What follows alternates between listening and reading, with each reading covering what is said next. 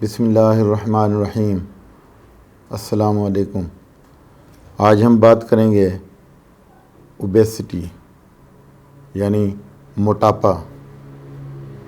जिस्म के मुख्तलिफ़ हिस्सों पर चर्बी का जमा हो जाना, फैट्स का इकट्ठा हो जाना मोटापा कहलाता है। स्टार्च और प्रोटीन्स मोटापा पैदा करते हैं। इस पे बहुत सी वीडियोस बन चुकी हैं, लेकिन आज हम बड़ी आसान बातें करेंगे। हम बहुत ज़्यादा तफसील में नहीं जाएंगे, सिर्फ दो ही बातों में मैं बताऊंगा आपको। एक तो ये कि कैलोरीज़ जो हैं, ये पता होना चाहिए हमें कि हमने खाना क्या है और कब खाना है, क्या खाना है और कब खाना है। मिसाल के तौर पे हमें अगर 1200 कैलोरीज़ की रोज़ाना ज़रूरत है तो हम 1200 कैलोरीज़ ही लें। अभी कैलोरीज़ में भी ये है कि अगर एक आदमी लेटा हुआ है तो उसको बहुत कम कैलोरीज़ चाहिए, जो बैठा हुआ है उसको थोड़ी ज़्यादा चाहिए, और जो दौड़ रहा है उसको उससे भी ज़्यादा चाहिए, और जो माउंटेन पे चढ़ रहा है उसको बहुत ही ज़्यादा कैलोरीज़ चाहिए। और फिर कैलोरीज़ को बर्न करना भी होता है। हम क्योंकि जो ज़्यादा नशास्ते वाली चीज़ें खाते हैं, प्रोटीन वाली चीज़ें खाते हैं, तो हम बैठे रहते हैं, जिसकी वजह से फ़ैट्स हमारे बेली पे इकट्ठे हो जाते हैं और वो हम बर्न नहीं कर पाते।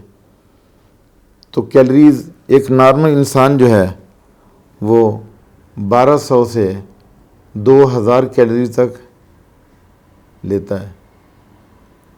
इन्हें बर्न करना बहुत ज़रूरी है कि कैलोरीज़ बर्न कैसे की जाएं।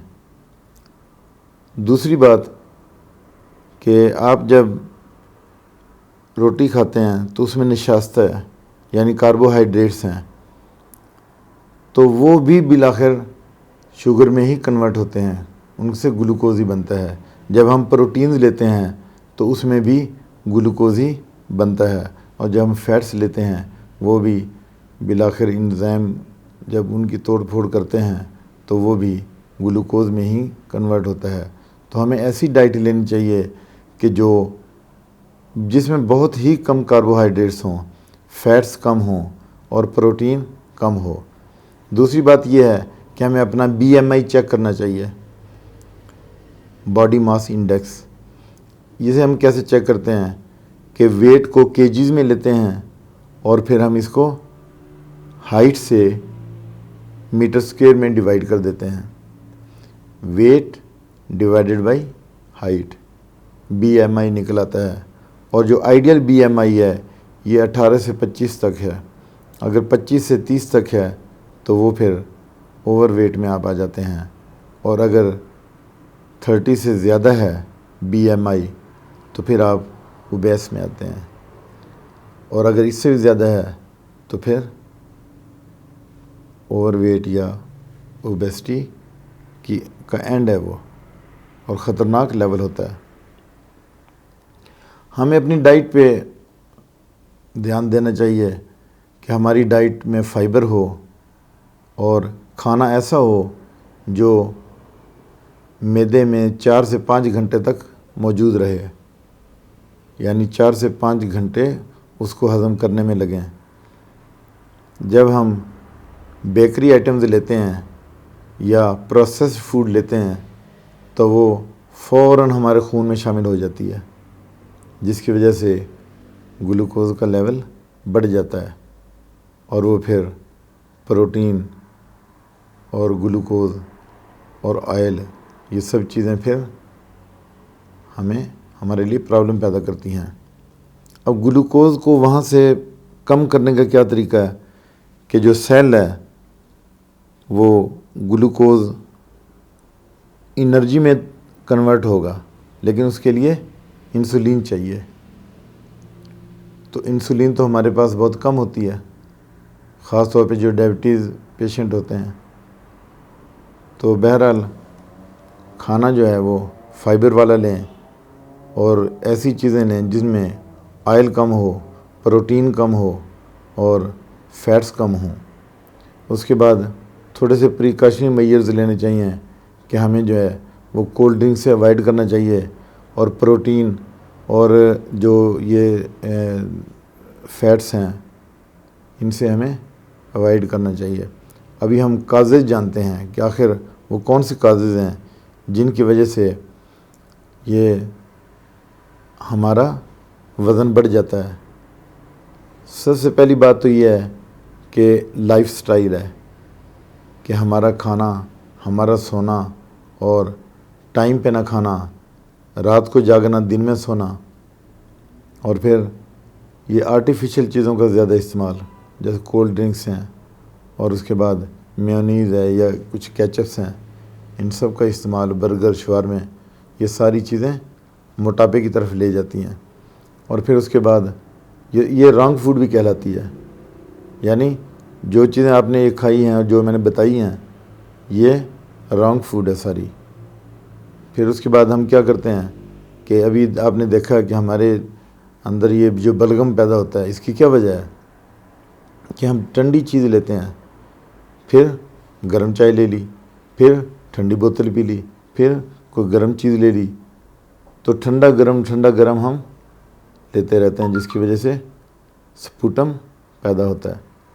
तो इसके बाद फिर लेक ऑफ एक्सरसाइज, यानी एक्सरसाइज नहीं करते, ज़्यादा टाइम हमारा वो बैठ के, जैसे ऑफिस के लोग हैं तो घर में बैठे रहते हैं, फिर उसके बाद गाड़ी में ऑफिस पहुंच गए, ऑफिस में बैठने का काम है, वहाँ से फिर गाड़ी में बैठे और घर पहुंच गए, तो यानी ज़्यादा इनका काम खाना और सोना, जिसकी वजह से फैट्स इस्तेमाल नहीं हो पाते और वो जिस्म में इकट्ठे होते रहते हैं, जिसकी वजह से ओबेसिटी होती है।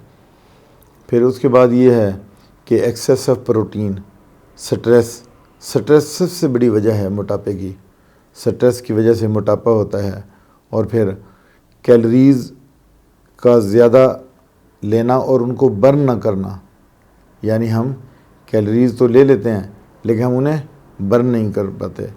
तो इसी तरह से होम्योपैथी में अब हम मेडिसिन की तरफ आते हैं। होम्योपैथी में वो कौन सी मेडिसिन है जो मोटापे को रोकती है, उसमें हमें अपना थोड़ा सा लाइफस्टाइल भी चेंज करना पड़ेगा और अपनी डाइट को भी ठीक करना पड़ेगा। सबसे पहले फाइटोलाका 200 में लें, 3 टाइम लें, थोड़े से गर्म पानी में 10 से 15 कतरे डाल लें और फाइटोलाका लें। उसके बाद फिर फ्यूकस मेडिसिन है एक होम्योपैथी की, वो आप लें, उसमें भी आप थोड़े सा पानी में डालें और 3 टाइम आप इसको लें। फिर उसके बाद जो है वो कलकेरिया कार्ब है, ये जो पेट पे चर्बी है ये इसको ख़त्म करती है, ये आप 1 ml में लें लेकिन वीकली लें। उसके बाद ग्रेफाइटिस ये मेडिसिन है, ये भी आप ले सकते हैं। अपनी अलामात के मुताबिक आप कोई भी इनमें से मेडिसिन ले सकते हैं जो मैंने बताई हैं। उसके अलावा फिर एक और मेडिसिन है कैलोट्रोपिस, ये क्यू फार्म में है, यानी मदर टिंचर है, ये आप ले सकते हैं, बहुत अच्छी मेडिसिन है। फिर उसके बाद आप अपना जो है वेट कम करें, एक्सरसाइज करें।